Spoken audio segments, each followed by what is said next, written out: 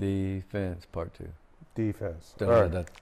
Yeah, we're up to the first team defense. After this, we'll have the big shots. awards. Yeah, the big awards, shots. But man, you look at this roster alone.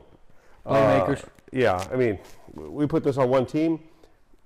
Who knows how far we can Yeah, go. I know. But let's go with the defensive line. For our first team defense, our first player that we're going to talk about is from Port Isabel. I Bodie. thought Chris Bodie was a linebacker, but it turns out he was an end. And then we talked about chase Just that speed. fast? Yeah. We talked about chase speed, and man, this guy came up with 10 sacks, forced a bunch of fumbles, 110 tackles. He had all the numbers, but I felt like for a unit that really was, I think, better than people had imagined, he came up with a great season, man. Number 30. When I saw him against Lafayette, that guy, he gets from here to there in a real hurry. And when he gets there, he hits you, man. They had a good defense this year, and I think he was probably the leader of that pack. Yeah, what P.I. did on defense. I mean, we against St. Joe's of all things, we thought St. Joe's was going to run roughshod on And them. they held him pretty good. They didn't did. Yes, they did. From Rio Hondo, another great defensive team, Santiago Mendoza. Well, I heard about him last year, and Coach said he was going to be great, and he sure was. I mean, these numbers are silly.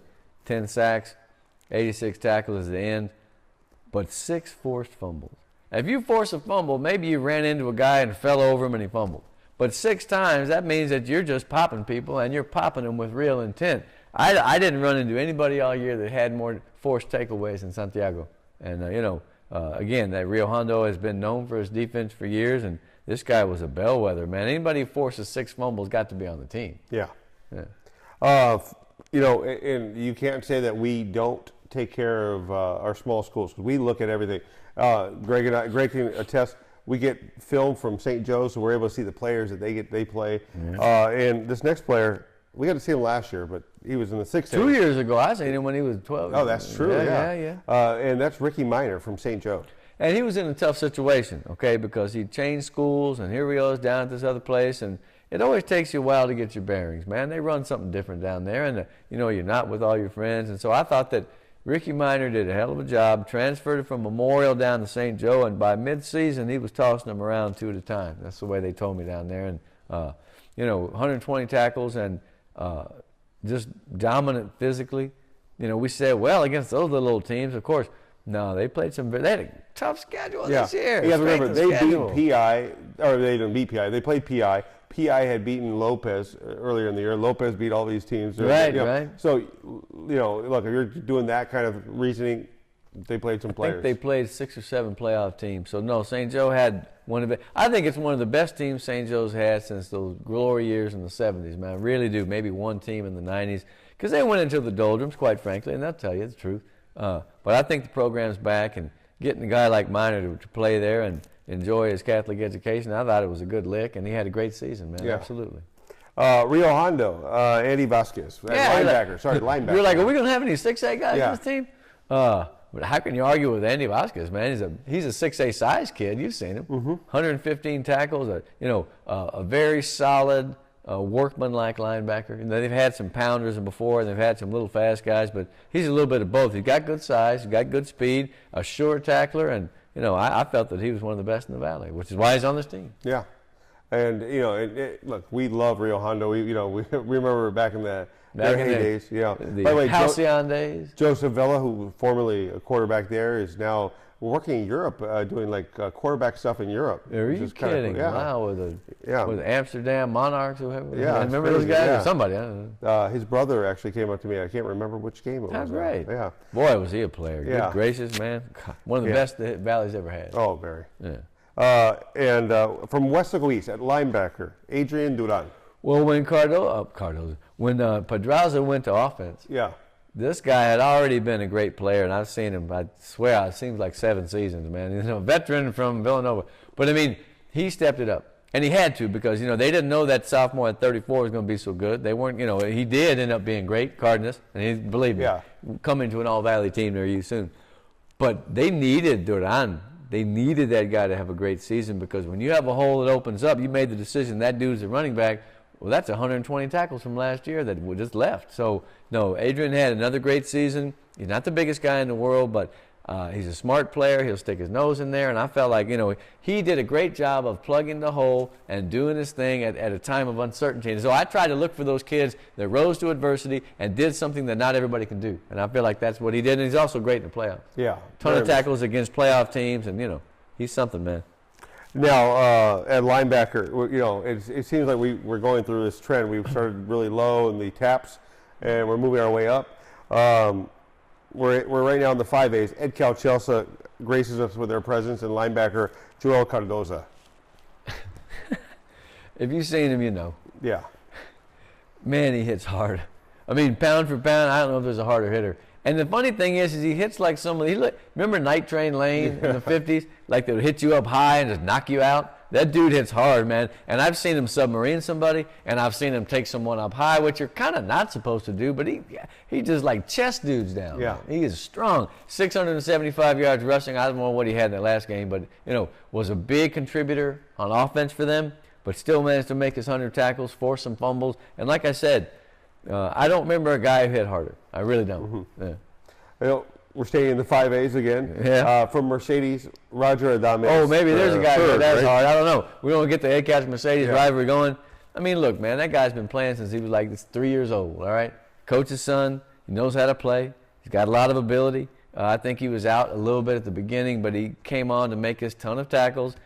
25 tackles against Weslaco, okay? I mean, here's a guy who's all over the field. He seems to never get tired, and he's just a tremendous player. Mm-hmm. And he's coming back. Yeah. So, unfortunately, I had 20 sacks. I mean, he had a mighty large season. I'm mixing my head couch with Mercedes. I'm trying to get him fired up for next year, which, of course, they don't need. But Now, McAllen Memorial, you look at that team, what they did in district play alone.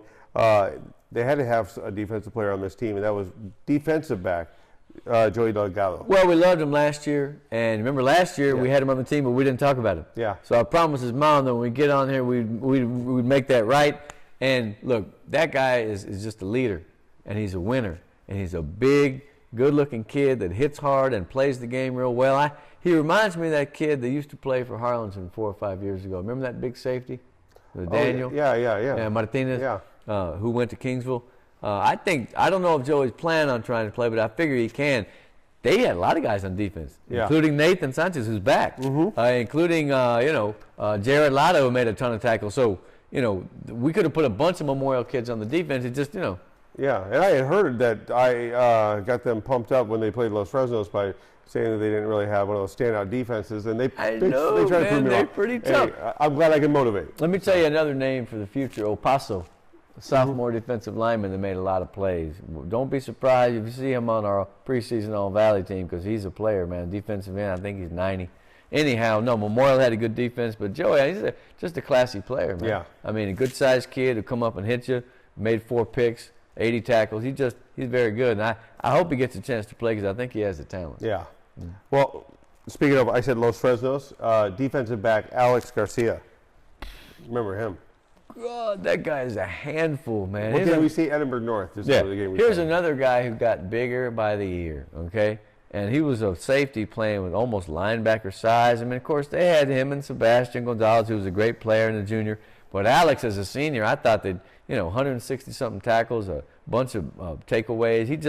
He really, really stood out, man. That guy, when I watched him play, I was like, good Lord, who was that guy killing everybody? I mean, he was killing everybody. Oh, God. And, I went back and looked at the games that he had.